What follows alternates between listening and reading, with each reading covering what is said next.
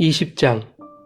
하나님이 이 모든 말씀으로 말씀하여 이르시되 나는 너를 애굽 땅 종되었던 집에서 인도하여 낸 내 하나님 여호와니라. 너는 나 외에는 다른 신들을 내게 두지 말라. 너를 위하여 새긴 우상을 만들지 말고 또 위로 하늘에 있는 것이나 아래로 땅에 있는 것이나 땅 아래 물속에 있는 것에 어떤 형상도 만들지 말며 그것들에게 절하지 말며 그것들을 섬기지 말라. 나 내 하나님 여호와는 질투하는 하나님인즉 나를 미워하는 자의 죄를 갚되 아버지로부터 아들에게로 3, 4대까지 이르게 하거니와 나를 사랑하고 내 계명을 지키는 자에게는 1000대까지 은혜를 베푸느니라. 너는 내 하나님 여호와의 이름을 망령되게 부르지 말라. 여호와는 그의 이름을 망령되게 부르는 자를 죄 없다 하지 아니하리라. 안식일을 기억하여 거룩하게 지키라. 엿새 동안은 힘써 내 모든 일을 행할 것이나 일곱째 날은 내 하나님 여호와의 안식일인즉 너나 내 아들이나 내 딸이나 내 남종이나 내 여종이나 내 가축이나 내 문 안에 머무는 객이라도 아무 일도 하지 말라. 이는 엿새 동안에 나 여호와가 하늘과 땅과 바다와 그 가운데 모든 것을 만들고 일곱째 날에 쉬었음이라. 그러므로 나 여호와가 안식일을 복되게 하여 그날을 거룩하게 하였느니라. 내 부모를 공경하라. 그리하면 내 하나님 여호와가 내게 준 땅에서 내 생명이 길리라. 살인하지 말라. 간음하지 말라. 도둑질하지 말라. 내 이웃에 대하여 거짓 증거하지 말라. 내 이웃의 집을 탐내지 말라. 내 이웃의 아내나 그의 남종이나 그의 여종이나 그의 소나 그의 나귀나 무릇 내 이웃의 소유를 탐내지 말라. 뭇 백성이 우레와 번개와 나팔 소리와 산의 연기를 본지라. 그들이 볼 때에 떨며 멀리 서서 모세에게 이르되 당신이 우리에게 말씀하소서. 우리가 들으리이다. 하나님이 우리에게 말씀하시지 말게 하소서. 우리가 죽을까 하나이다. 모세가 백성에게 이르되 두려워하지 말라. 하나님이 임하심은 너희를 시험하고 너희로 경외하여 범죄하지 않게 하려 하심이니라. 백성은 멀리 서 있고 모세는 하나님이 계신 흑암으로 가까이 가니라. 여호와께서 모세에게 이르시되 너는 이스라엘 자손에게 이같이 이르라. 내가 하늘로부터 너희에게 말하는 것을 너희 스스로 보았으니 너희는 나를 비겨서 은으로나 금으로나 너희를 위하여 신상을 만들지 말고 내게 토단을 쌓고 그 위에 내 양과 소로 내 번제와 화목제를 드리라. 내가 내 이름을 기념하게 하는 모든 곳에서 내게 임하여 복을 주리라.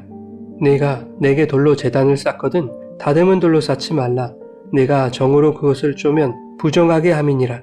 너는 층계로 내 제단에 오르지 말라. 내 하체가 그 위에서 드러날까 함이니라.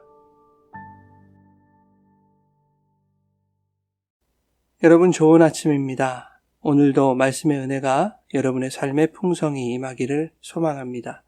창세기 20장은 하나님이 이스라엘에게 십계명을 주시는 장면입니다. 19장에서 하나님은 시내사 언약을 법적으로 선포하셨습니다. 내 말을 잘 듣고 내 언약을 지키면 이라고 하는 조건이 붙었었죠. 그래야만 제사장 나라와 거룩한 백성인 하나님의 소유가 될 것이라는 것입니다. 이에 이스라엘 백성은 19장 8절에 여호와께서 명령하신 대로 다 행할 것이라고 일제히 응답했습니다. 결론부터 말하자면 이스라엘 백성은 그렇게 대답하면 안 되는 것이었습니다. 하나님, 우리는 죄 많은 백성입니다. 주님의 말씀을 듣지 않고 언약을 어길까 두렵사오니 우리를 긍휼히 여겨 주십시오. 애굽에서 우리를 인도하신 것이 우리의 자격으로 주어진 것이 아니요 오직 주님의 은혜였사오니 이후로도 자격 없는 우리를 아버지의 은혜로 붙드시고 인도하실 것을 믿습니다. 이것이 이스라엘 백성의 대답이어야 했습니다. 하나님은 이제 잘 듣고 잘 지켜야 하는 그리고 이스라엘이 명령대로 행하겠다고 장담한 그 조항들을 주셔야 합니다. 그것이 바로 오늘 본문의 십계명이죠. 그리고 그 후로도 다양한 언약 조항들을 주십니다. 십계명은 613개에 달하는 구약의 율법 가운데서도 하나님이 시내산에 강림하셔서 이스라엘 자손에게 직접 말씀하신 명령이라는 점에서 특별합니다. 이스라엘은 그리고 성도는 오늘 하나님이 주시는 이 법조항들을 잘 듣고 잘 지켜야만 합니다. 그러나 하나님이 십계명을 주신 이유는 인간이 그것을 완전하게 지킬 수 없음을 깨닫고 인정하는 것까지를 포함하는 것입니다. 하나님의 명령을 완벽하게 지켜내겠다고 장담하는 것이 얼마나 비현실적인 일인지는 32장에서 금송아지를 만드는 이스라엘의 현실로 나타나지 않았습니까? 이것은 십계명의 첫 번째, 두 번째, 세 번째 계명을 한 번에 어기는 것이었습니다. 그러므로 하나님이 이스라엘에게 십계명을 주신 것은 그것을 잘 지켜야 한다는 의미와 함께 너희는 아직 율법이 주어지지 않았을 그때에 하나님이 너희를 애굽에서 구원하신 것을 기억하고 그 구원의 하나님의 은혜를 붙들어야 한다는 것을 십계명을 통해 깨닫게 하시려는 것이었습니다. 여러분, 이스라엘과 하나님의 관계는 율법에 기초한 관계가 아닙니다. 언약에 기초한 관계이지요. 창세기 15장에서 하나님이 쪼개진 고기를 두고 아브라함과 언약을 세우셨습니다. 고대의 계약 법상으로는 계약 당사자가 손을 마주잡고 쪼개진 고기 사이를 지나가야 했습니다. 그러나 하나님은 홀로 쪼개진 고기 사이를 타는 횃불로 지나가셨습니다. 이 계약으로 맺은 하나님과 아브라함과의 관계는 아브라함의 어떠함과는 상관없이 하나님의 일방적인 계약 이행을 통해서 그 계약 관계를 유지하시겠다는 뜻이었습니다. 그러므로 법을 완벽히 이행하실 수 있는 분은 하나님이시고 그 하나님의 신실하신 계약 이행을 통해서만 언약의 관계가 유지된다는 것입니다. 즉 율법으로서 이스라엘과 하나님의 관계를 정의하거나 설명할 수 있는 것이 아니라 오히려 여호와 하나님의 구원이 율법의 기초가 된다는 것을 전제하고 십계명을 주시는 것입니다. 그래서 십계명을 주시기에 앞서 하나님이 2절에 이렇게 말씀하시는 것이죠. 나는 너를 애굽 땅 종되었던 집에서 인도하여 낸 내 하나님 여호와니라. 여호와께서 이스라엘을 인도하고 용서하고 구속한 그 구원의 하나님이라는 것을 신뢰하는 것이 십계명을 지키는 행위 안에 녹아있지 않는다면 그 믿음 없는 계명 지킴은 율법에 얽매이는 것이 되고 마는 것입니다. 그러므로 계명을 지키는 모든 행위에는 구원의 하나님을 신뢰하는 믿음이 전제되어야 하는 것입니다. 믿음이 없이는 무엇을 해도 하나님을 기쁘시게 할 수 없는 것이지요. 짧은 시간에 십계명을 일일이 살펴볼 수는 없지만 간단히 요약하면 하나님 사랑과 이웃 사랑의 지침입니다. 1계명부터 4계명까지 혹은 해석하기에 따라 5계명까지는 하나님 사랑에 대한 지침이고 나머지는 사람에게 대한 계명으로서 이웃 사랑에 대한 지침이라고 할 수 있습니다. 19장에서 경계를 침범하지 말라고 경고하신 하나님이 이스라엘을 그 경계 가까이로 부르셔서 당신의 음성으로 하나님 사랑과 이웃 사랑에 대한 지침을 말씀하신 것이라면 그것은 그 십계명이야말로 인간이 결코 넘을 수 없는 경계라는 것을 말씀하시기 위함인 것입니다. 하나님 사랑과 이웃 사랑은 하나님만이 가능한 영역인 것이죠.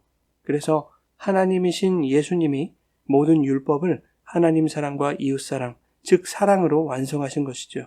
그런데 계명을 받은 이스라엘과 성도들이 나도 하나님처럼 완벽하게 지켜보겠다고 종교적 열심을 부리는 것은 경계를 침범하려는 것과 같습니다. 그것이 바로 신약의 바리새인과 율법교사의 모습이었죠. 우리는 그 하나님이 주신 계명들을 분명 열심히 지키려고 애써야 합니다. 그렇게 애써야 하는 이유는 신앙의 수준을 인정받기 위함이 아닙니다. 오히려 애쓰고 노력해도 한계에 부딪히는 인간의 연약함을 깨닫기 위해서입니다. 온전히 지킬 수 없는 인간의 실존, 그리고 결코 하나님의 경계를 넘을 수 없는 인간의 한계를 깨달아 그 하나님 앞에 더욱 겸손하게 무릎 꿇고 주님의 도우심을 의지하기 위하여 우리는 열심히 계명을 지키는 일에 최선을 다해야 하는 것입니다. 22절에서 하나님의 음성으로 십계명의 법이 주어지는 것을 이스라엘이 눈으로 보았다고 기록합니다. 18절에는 뭇 백성이 우레와 번개와 나팔소리와 산의 연기를 보고 떨었다고 기록하죠. 이처럼 하나님은 이스라엘의 오감을 통해 하나님의 음성을 느끼게 하셨습니다. 여러분, 소리는 눈에 보이지 않습니다. 그러나 하나님의 음성은 귀에 들렸다 사라지는 일반적 소리와는 다른 것이죠. 하나님의 음성을 듣는다는 것은 하나님을 눈 앞에서 배움는 것과 같은 두려움을 수반합니다. 말씀 앞에 서 있는 우리의 반응은 떨림일 수밖에 없는 것이죠.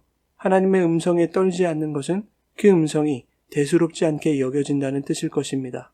하나님의 음성에 떠는 것은 죽을 수밖에 없는 인간의 존재를 직감하기 때문이지요. 그 음성 속에서 하나님과 인간의 확실한 경계를 보기 때문입니다. 그러나 하나님이 당신의 음성을 듣게 하시는 것은 두려워 떨게 하시려는 것에 목적이 있지 않습니다. 20절은 그 목적을 이렇게 말씀하시죠. 너희를 시험하고 너희로 경외하여 범죄하지 않게 하려 하심이라. 두려움과 떨림은 하나님 경외로 이어집니다. 하나님을 경외하는 것이야말로 하나님의 법을 지킬 수 있게 하는 근거가 되는 것이죠.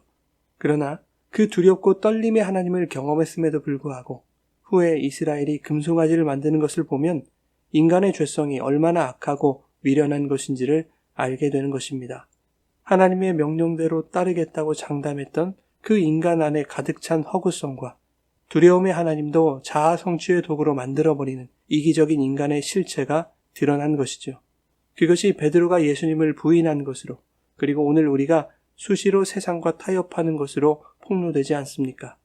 그래서 하나님은 23절부터 다시 몇 가지 법을 주시는데 가장 먼저 주시는 법이 너희를 위하여 신상을 만들지 말라는 것이었습니다.